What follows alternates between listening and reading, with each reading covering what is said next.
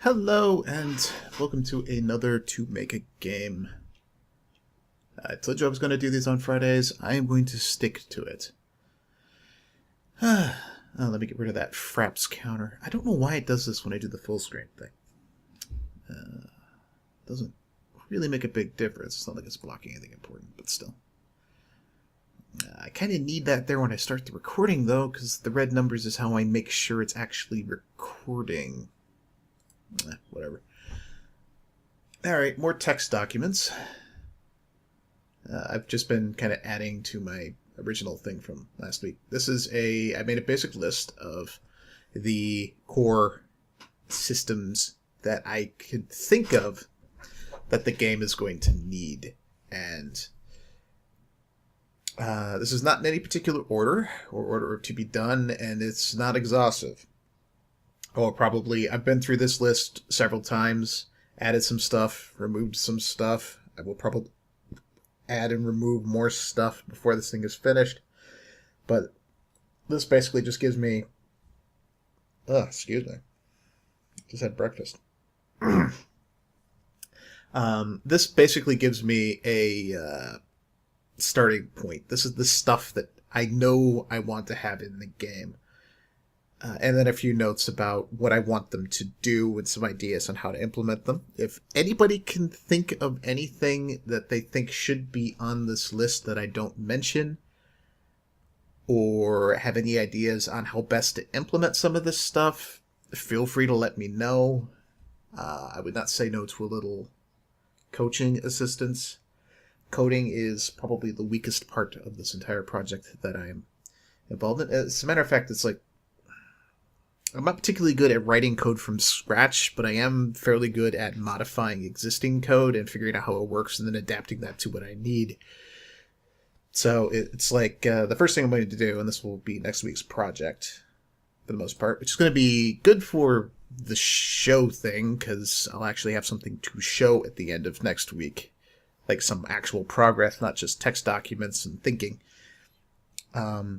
Which reminds me, I haven't done anything on the plot this week.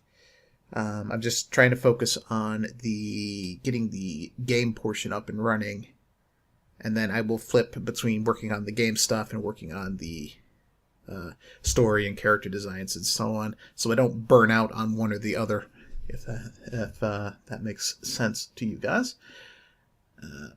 Yeah, I mean, it's like with movement and camera, those are actually kind of like linked together.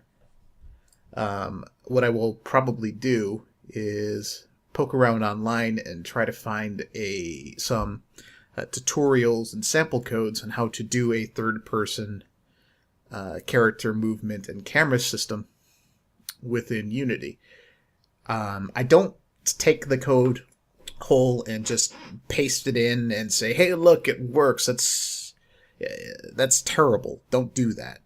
If you want to actually be able to change things, rewrite the code using that as a base, copy it over manually, line by line, change the calls so that way you have some idea of how it works. That's how I've been basically learning anything code related, is I take the sample codes and so on, and I go through it line by line and then rewrite it. And then I go through and then I tweak the lines and see what they do.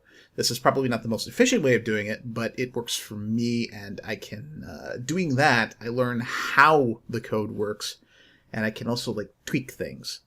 So if I don't like the way that the jump, decay, or gravity interacts with the jump because the character's too floaty or something, I know what to look at to change that. I know which variables change, which aspects, and that kind of thing. It's really important. It's also good if you want to go in and add things that aren't in the original, because you know where to put them in and how to structure them, which is, yeah. I'll get into that, as well as like where I found the sample code and all that stuff next week when I'm going over how I do movement and camera, assuming that I can get that done this week. I think I can. I don't know, this weekend's going to be a little busy. I'll do as much of it as I can next week. I mean, this is going to be a long-term project. It's not something that's going to be done in a month. All right. In no particular order, these are the key systems that I came up with because, it's going to be a third person action game with point and click elements of some sort. I will need an inventory system of some sort.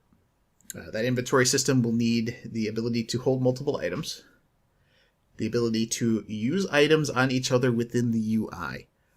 Why do so many point and clicks and adventure games require you to, like, just do really bizarre circus acts to use things on other things? It's like, okay, I've got a device and I've got a wrench and I want to dismantle it, so I want to use the wrench on the device. It's not that simple. You have to you put the device on a workbench and then whack it with the wrench or something, and it's just really convoluted stuff for, I just take the screwdriver and unscrew a screw. Yeah. So I want to be able to definitely have some way of using items on each other within the UI. And you also, because it's going to be more of an action game, it's not like point and click where you can take an item, click it in the world, and say, hey, did that work? No, the character needs to be able to pick up and hold items and carry them around within the world. Whatever she's holding will be whatever she's going to, if she walks up and tries to use something, she tries to use it with what she's using it on, or clicking on, or interacting with. That's another thing that the inventory... No, I'll put that in items. So she needs to be able to have an equipped item, and that needs to be indicated somewhere. And I don't really know how much of it's going to be necessary, but there needs to be some way of storing these items into an inventory interface, and you need to be able to move things around or sort them or something. Because I don't want to have a Zelda grid where everything has its own spot and nothing else can be in that spot. It needs to be more fluid than that so that you don't know how many items are in the game. Stuff like that. The next thing of interest is the items themselves. They need to have a skin, a mesh, and a skin. I'm probably going to use that for the inventory icon because it'll have a physical model. May as well just put that in there. It shouldn't be that big a deal. When the player equips it, it needs to show up in their hands. Should have weight class. I just thought of this. A kind of a weight class. So heavy items have different carry animations than light ones. So if you're holding something really heavy, it's different than when you're not. If you carry a feather, different than say a book bag with 52 books in it that's going to crush your back. Yeah, that kind of thing. And the easiest way to do that would be to just have several different movement animation loops and just having it switch to whichever one makes sense given the item that's being held. Never mind the fact that technically all of it's in the inventory whether it's held or not, but nobody seems to question that kind of thing usually, so I'm not going to worry about it. They also need to, contain information about the item, what it can be used with and that kind of thing. I'm not entirely sure it's going to be variables, most likely. They're going to need to be some kind of a dialogue tree system. I would like to have some system for asking about items or the world in some fashion. I don't necessarily want to steal the whole short-term, long-term memory thing from Resonance, although I really like that solution. But it would be pretty obvious where I took it from if I were to use that. Plus, I think it's a little bit more robust than this will necessarily need. So maybe just doing contextual stuff. If you have an item that a character would be interested in, or you think that you need to ask them about it, it just shows up in the dialogue tree. Or maybe there's just a way to ask about item and it brings up your inventory and you can click on stuff. Something like that. But the dialogue tree itself, there needs to be like a list of options, and it should either have like a nested tree system. So like there's subtopics after you ask about a main topic where you do like a lot of the BioWare games do, where you ask about one thing and you get a different list, and then you ask about another one, you can go back in the list. I mean, these get a little squirrely. I'm going to see if I can come up with a nice way to organize that visually, but we'll see.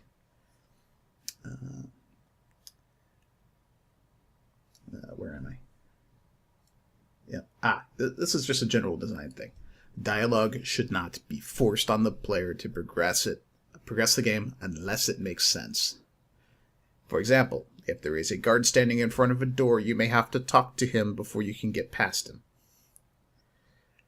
But if you're looking at the scene and you see a bucket of sand hanging over his head, and you figure out immediately you need to drop the bucket on his head, you should be allowed to knock the guard out without having to talk to him.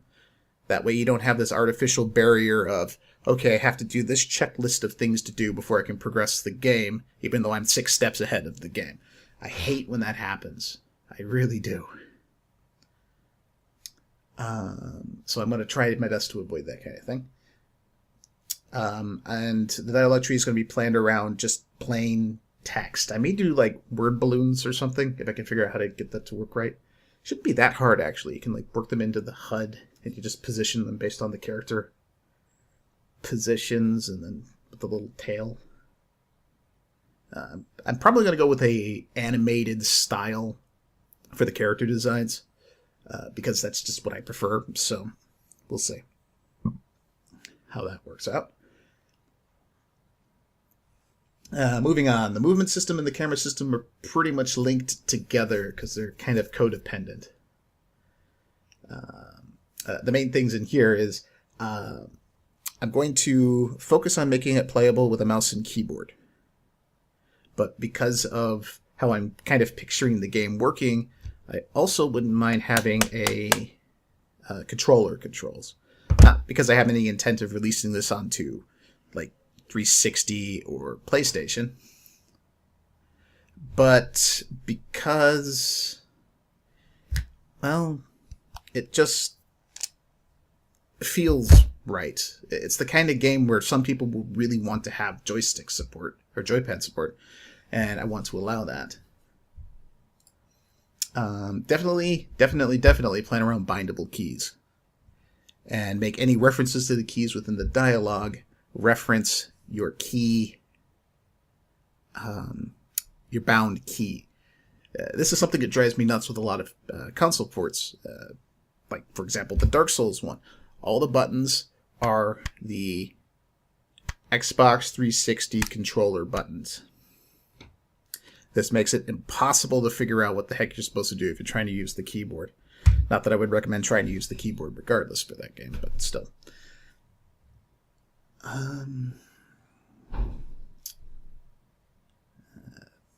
Thanks for moving around the house. Let's see, jumping mechanics. Spacebar probably. I need to figure out exactly how much mobility I want to have the player have with jumping. Doesn't matter too much, honestly. There also needs to be interaction and combat buttons. That's pretty obvious. The main thing with the movement is I want WASD to be directional, not like forward, back, and turning. I don't want you to steer like a tank. I want you to feel like if you push left, you move left relative to the camera, and so on. But it needs to be kind of relative. It's you know how like Darksiders and other games like that control, where if you push left, your character runs straight left unless the camera's panning around, and then it like the camera moving influences it. But if you're not moving the camera like tries to follow and adjusts accordingly without influencing the direction of what you're pushing, that kind of thing. It's a little that's going to require some playing around with how it works before I get the right feel. That's one of the this is like the most important parts of a game, is making sure that the player feels like they are in control of the character that they are moving around. Seriously. So I'm going to spend a lot of time on movement and tweaking and trying to get it to feel right. Nothing's worse than a game that's really slippery or hard to control, or like where you feel like you're trying to steer a freaking tank and not just walk fluidly around. It's just, yeah. The camera should free float and orbit around the character. I want to use the third person camera. First person doesn't really make sense in the context of the game because I want people to see the character interacting with the environment. The camera will focus on the player, but I should make sure that there's a way to detach that so I can move the camera around if I need to get like a cinematic shot for some reason. It's always useful to have that kind of option. I should be able to scroll it in, scroll it out. And the camera itself should have collision detection with solid objects, so you can't pan through a wall or the ceiling or the floor, which is always just really awkward. Getting the camera to be where it should is like the hardest thing for everybody to do in this kind of a game, third-person game. It's going to be a nightmare, I'm sure, to get it to behave the way I want it to. So I'm really hoping I can find some good tutorials on how to handle that, because I'm a little bit at a loss where to start there.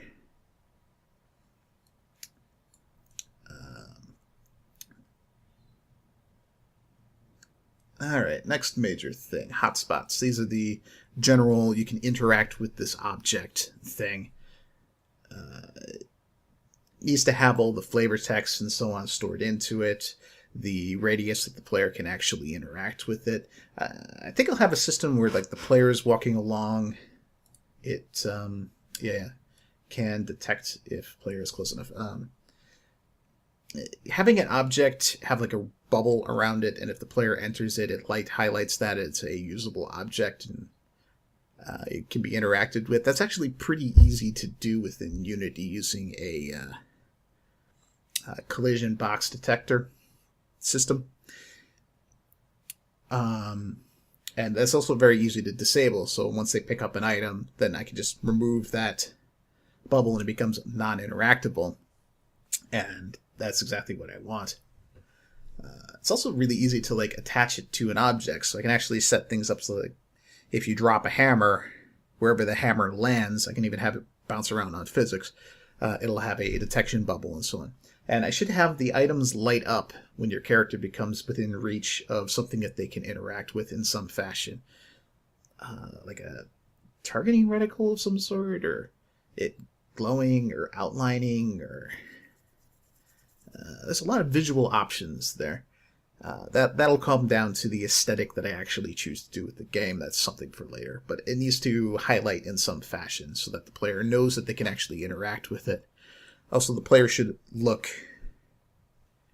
at objects. It just always feels more natural when the player is looking at interactive things rather than just like staring blankly forward all the time. It's just more of an aesthetic thing. But that's, again, something that needs to be worked in somewhere.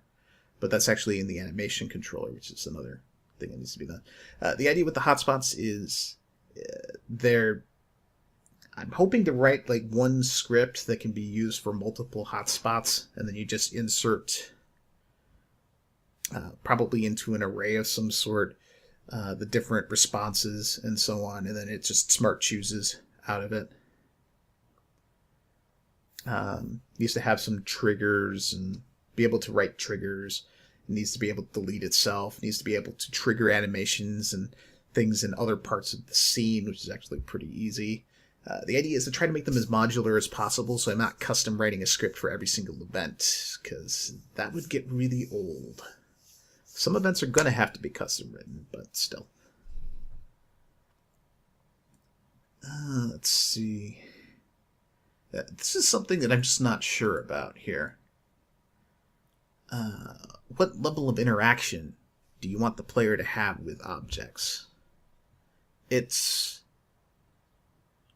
possible to do a one-button system where the player walks up and uses use on something, and they either look at it, attempt to use it, pick it up, open it, close it, basically to do whatever makes sense with the given object. The other option is to I always go back to like the Curse of Monkey Island system where they have that little medallion that pops up and you select from the ring kind of thing. I mean, that's something that's really easy to do with both a mouse and a joystick control-wise. So I might consider something like that if I want to give the player more control, like having a look, a use, a take, and other such interaction options, so that they have to like choose whether they want to look at it, use it, or pick it up, that kind of thing. I wouldn't do too many. I mean, like, if you go way back to Manic Mansion, they have way too many options. It's like push, pull, eat, drink. So many buttons, so many things, and some of them are only used like once in the entire game. And when it's kind of like that, it's like, why even have it?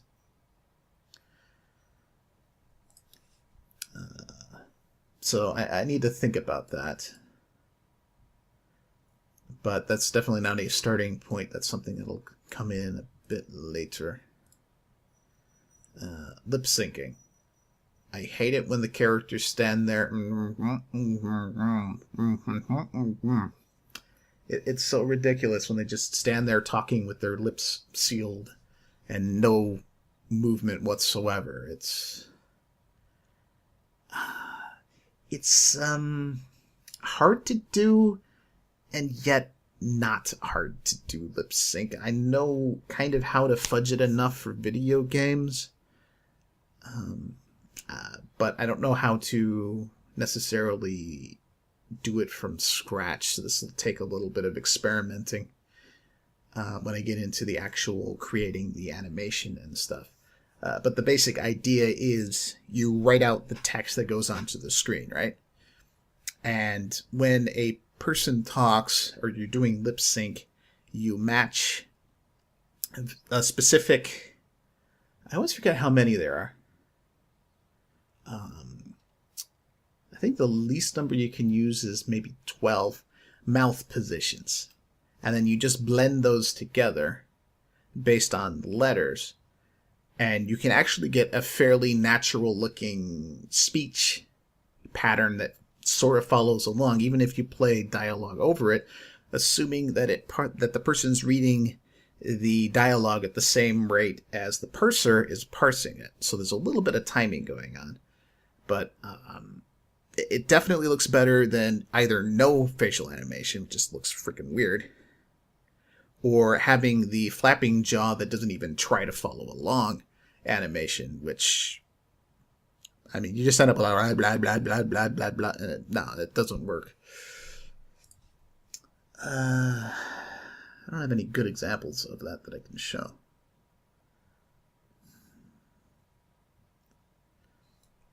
But I have some ideas on how to tackle that, and it's something that I really would want to have in there because it drives me nuts when they just talk without moving their mouths at all.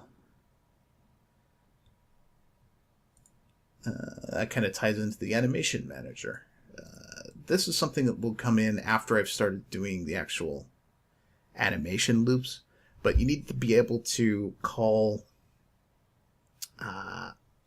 specific animations off of the various models, and you need to have a system to monitor that, and you also need to have some kind of an automated animation manager for the players, so that when the player is heading left and then tries to run exactly the opposite direction, they turn and adjust the animations fluidly, automatically, so you're not doing 8 million individual calls. This is also useful if you make it like movement based. So like if the player is not pushing a button and they're still moving, they're obviously sliding, so you call the sliding animation and so on. And what that can do is that you can actually take that and say the player is not actually controlling their character, but you need them to move forward, so you give them a command to walk forward 2 seconds or whatever. And the animation manager will immediately know, okay, the player is moving forward at such and such a speed, and play the corresponding movements, walk animation or run animation or whatever. And that's always really kind of nice long term for, well, just not having to micromanage all that stuff. It should be some kind of a damage tracking system. I haven't really decided how much combat will actually be in there, but there will be some kind of a threat, and there will be some kind of a fail state. Not necessarily death, and it shouldn't be like a "you died, now start the game over" kind of thing. I'm not going to go like brutal, hardcore Dark Souls on people in a freaking adventure game with point and click elements. That's just silly. But you should be forced to like restart the room or go to like right before you screwed things up. Some kind of a like rewind system, so that way you can just try events that kick your ass a couple of times without having a massive hassle of loading the game or jumping through hoops or watching some, although it's kind of fancy, like in Resonance, when you die they have this whole like rewinding effect, and that kind of works because you don't die very often, except for like the last scene in that game. But if you had to see that more than once or twice, it would be tedious because it takes forever. Versus like Super Meat Boy, where you die a lot, but you don't care because it's like, oop, I died, poof, I'm back, and you're off running again. And that's kind of the way to really make a fail state not a hassle, is to, well, have it happen, and then boom, you're right back in the game and you're in control without some massive loading or anything like that. So we'll see what I can manage with that. Map change trigger, kind of obvious. You need this thing unless you have one giant seamless map. And if you have one giant seamless map, you actually are still doing map changes. You're just hiding them. That's something that a lot of people don't realize. It's like you're playing the original Mass Effect, the elevators were actually loading screens. They weren't loading screens, but if your computer was slow or you have a crappy PlayStation that's half failing and it's taking longer to read because the laser's failing or something, I've seen this happen, the elevator rides and so on takes substantially more time. But if you have like a really fast computer, it's like, oh, the door closes, bing, bing, it's open, and you're off and running. It's like, wow, nice. Same thing happens in Arkham Asylum. The vaulted doors, whenever you approached one to open, that was actually a loading screen. Didn't look like one, but it's still a loading screen because until the room's ready to go, it doesn't open. That kind of thing. Same thing even happens in like World of Warcraft. Yes, you can like go from one area to another one very seamlessly, but as you're transitioning, it's loading the new scene and unloading the old scene as you move through. And yeah, unfortunately, when you have those really large worlds, that's when you kind of run into certain design issues, like limits of textures in a certain area and so on. It's like I notice things that have solid load boundaries tend to have more robust variances in the textures. It's a little hard to explain, especially at the borders. Anyway. Oh boy, pathfinding. I tried like 4, 5, 6 times to figure out how to write A-star pathfinding. Fortunately, I found actually, let me see if I could find it. Hopefully that didn't screw with Fraps. Usually, once it sticks to a monitor, it sticks to a monitor. I actually have a bunch. Why am I on YouTube? Oh, yeah. While I'm here, let me see. Has anybody watched what I just uploaded? Nope. One person didn't like my Book of Unwritten Tales review. I am sad. No, wait. No, I'm not. A view is a view, even if it results in a thumb down at this point. I mean, I'm getting like 5 and 10. I actually got 10 on the hardcore dive. I get a little bit more for my reviews than I do for my LPs, so I don't know. I'm just going to keep making videos. Either people will watch them or they won't. Doesn't matter a huge amount either way, honestly.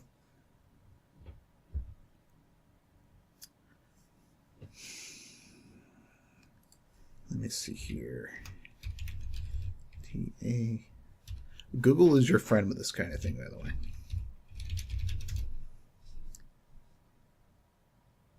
Yes. This. If I can get it to load. I tried to write an A-star pathfinding system, and my God, I had a hard time writing my logic around, getting my brain to wrap around the logic on that. It's like, I get what it's doing. I mean, I understand that this is how the pathfinding works. It like searches out in nodes, and it says, okay, I can reach like over here, and I can't get through this wall, so check along here, and so on. It's like, I can do it brute force, like by checking every possible combination until the destination is reached. But I couldn't figure out how to get the good path to be sent back, and I couldn't figure out how to limit the search so that I didn't, like, to find this, I would have scanned, like, every square to get down to it, because it just kind of, like, went blop straight out. It didn't do any smart targeting. But this guy here has a freaking awesome A-star pathfinding system. And he doesn't even, like, charge for it. And if you want to buy the pro version, which has a few additional features, it's like $100. It's like, I'll probably end up using this because it's going to save me so much headache. Oh, just in case you're wondering, I, for some reason, was curious as to what the heck the Ultra Humanite was, so Wikipedia.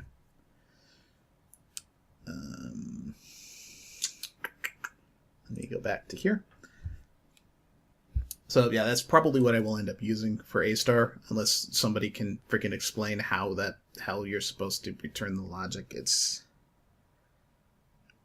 I'm missing something in how the heck that's supposed to work. And then the last thing that I have listed is, of course, a menu system. Yeah, you need to be able to save and load. These are actually kind of important systems. Saving, it's like you have to save all the key variables, the player location, inventory, and all that stuff. It's actually kind of hard because you need to make sure you don't miss something. It's like if you save the player's inventory and everything, but you don't save world triggers, then you could end up with a situation where the person can talk to somebody and it's like they've never talked to them the next time that they load the game, and that's kind of weird. So I need to organize variables in such a way that I can actually store them properly and fluidly. I should probably just make a master variable sheet for stored variables. So that way I can just out export this one array or whatever it is. And then anything that's contextual that doesn't need to be stored long term, then that could be locally stored. I don't know. I'll figure something out.